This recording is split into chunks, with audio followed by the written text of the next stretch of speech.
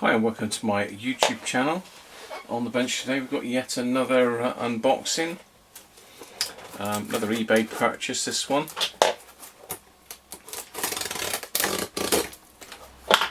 Very heavy actually, so that costs a few quid on postage. Ooh. Yeah, quite nicely packed. I think I know what this is. It's a big bit of kit, and it's got a mains plug as well. That could mean the V word.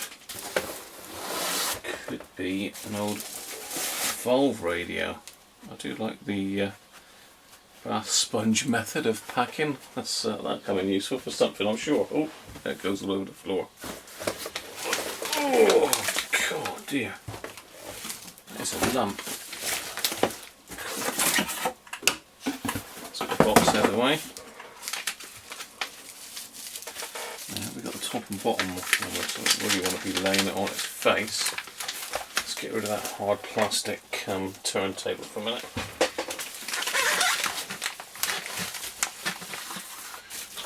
What is it? It could be the random unnamed radio that was just a Roberts that I picked up on eBay. Just as a bit of a punt really. It wasn't a lot of money.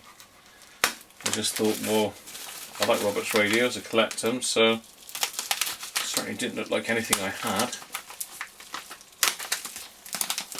Oh, it is. It is. Very interesting. So anyway, just continuing on with this unboxing. It's very well wrapped up here.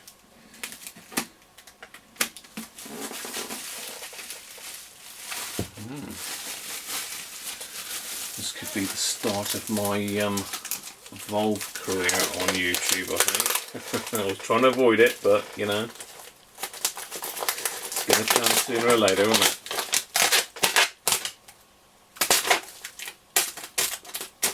Can't collect manufacturer-specific radios and not have a valve one in your collection these days.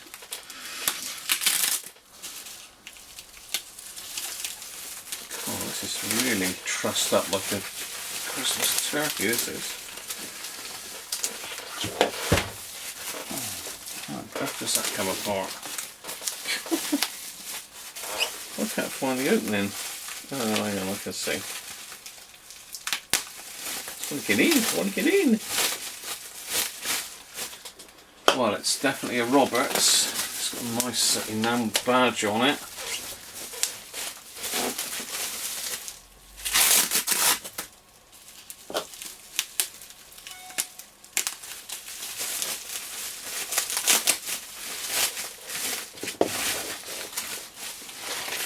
Careful, as I say, it almost definitely is a valve radio. It certainly isn't a transistor radio.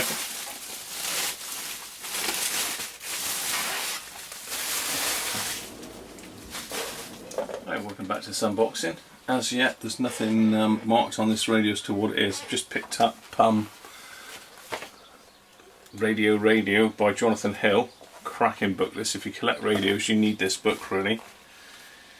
In here, what have we got? It looks like it could well be a Roberts Jr. from 1949. It says 4-valve battery portable. Red leather cloth. So, I don't know, this might... It's definitely black. No, it's not a Junior. That's got a different grill on it. Oh. More intriguing. I'm sure you're all screaming at the telly now, telling me what it is, but I can't hear you. Okay, after a careful bit of poking and prodding about, and I've also done a bit of a search on the internet, I've managed to get the case nearly off the back panel. Now it seems like this is either an MR, I think a CR, a BR or a CR, I think. So let's have a look. There's nothing living in there. Don't look like that case has been off in a long time. I'm not surprised the trouble I had getting it off. Oh, it's actually looks like it was a blue colour originally. I don't know if you can see that, but it's like a navy blue, although the outer is black. Yeah, there's just somebody's some scuff coat on that or something, I would have thought. Right, so there's nothing in the back panel that says anything about it.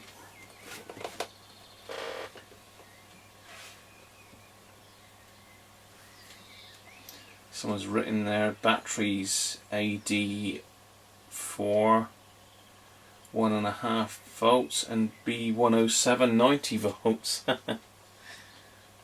Didn't think they do those anymore.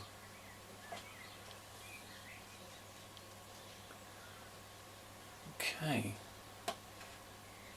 Oh, lovely old radio. Needs a good clean out. There's some dead bodies inside there by the looks of it. No, still none the wiser as to which one this is. I was hoping it would be marked inside, but I can't see it.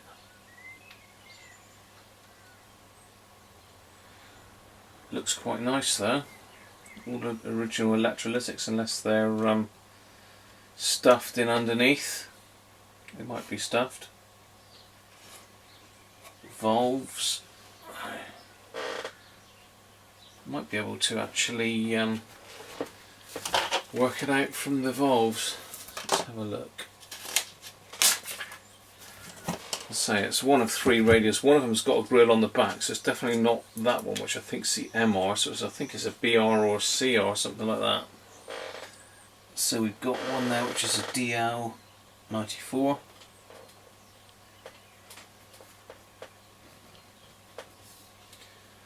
So we got 1, 2, it's just an IR. Doesn't look like it's been messed about with this one at all, which is great. So it's a 4 valve, 2, 3, one of them's in a can.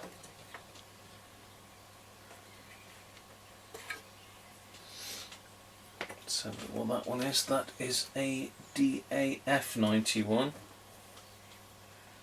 So we've got DL94, DAF91. Both Mullard valves. Another DF91 over there. And the last one is right next to the transformer and doesn't look like it's got any markings left on it. No, it just says W12 on the bottom, or W something R5P. It is a Mullard one, but unfortunately it's long gone.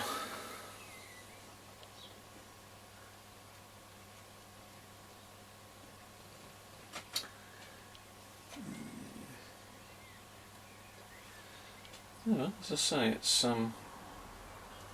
interesting little radio. It's nice, I suppose, to have a bit of investigation. And saying that, on the side of the transformer, it looks like it says CR. That might have given the game away. I don't know if you can see that. Let's get you in a bit closer. Just being very gentle with this radio. I don't want to damage it in any way at all. So we get you in there.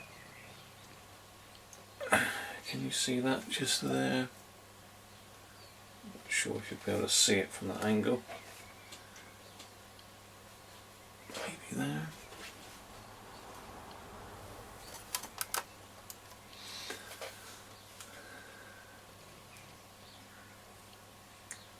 No, I don't think you can see it. I'll shine a bit of light on it. You never know.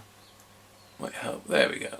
You should be able to see that now. It definitely says CR on that transformer. So that's a good sign that it is a Roberts CR. So So I'm going to look up the data on that. We'll see if we can date it. I think it's about 1953. So anyway, yeah, bear with me. I'll be back after I've... Hi, welcome back again. Well, I've done a little bit of research now. Luckily, it's good to actually do a bit of research. Firstly, I wasn't aware I was missing 2 volumes of radio and television servicing. So I'm missing 1955, 1956 and 1956, 1957. I've got volumes 1 to 7, but this radio's not in that. For some reason it's in the 55 to 56 version. Even though the radio's 1953, it was 1953 to 1956 they were manufactured. So there's three versions of this really, I suppose. There's the BR, the CR, which is this one, and there's also an MR. Now the BR is battery only, by the looks of it, long wave, medium wave. CR, long wave, medium wave, battery and mains.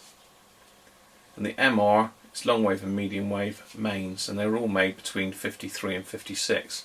I did notice that I believe the MR had a similar grille to this on the back of it. But anyway, I've been on the Roberts Radio forum, on the Yahoo forum, and I've managed to find some interesting stuff. Original instructions for it, which is how I knew how to get the back off of it.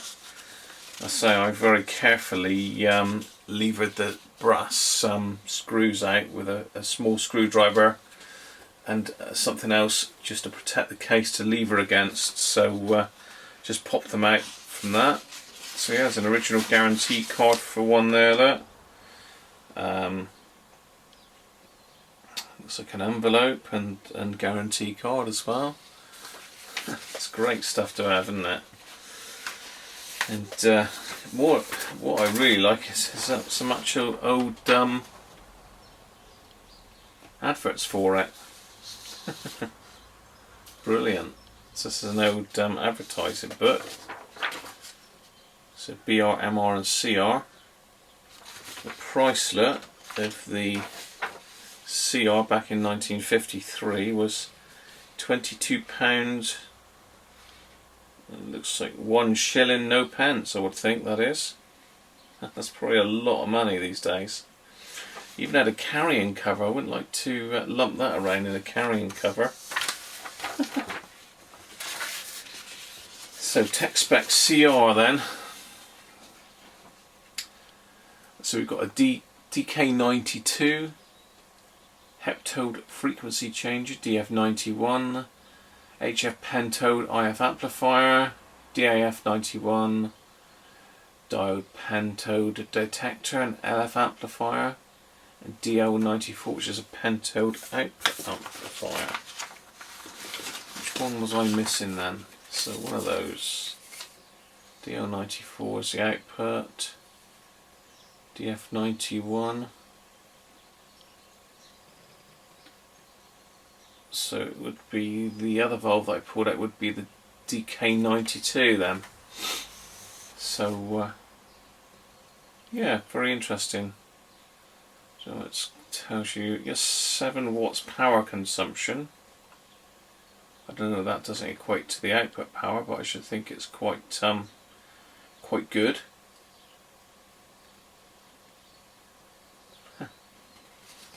Brilliant stuff to have, that is. Thanks to all the guys on the Roberts Radio forum. And I've managed to get schematics off of the Radio Museum. So both of these things, if you're not members of them, well worth joining. A wealth of information. So I've got a circuit diagram there I can work from. Also got all the alignment instructions. That's the radio and television service and excerpt from the 55-56 book, which I haven't got. And this is the trader sheet for the same model.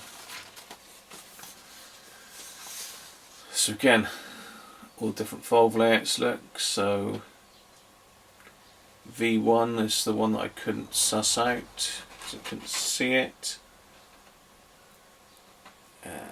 V1. Oh well, still don't tell me what V1 was. DK92, yeah. There you are.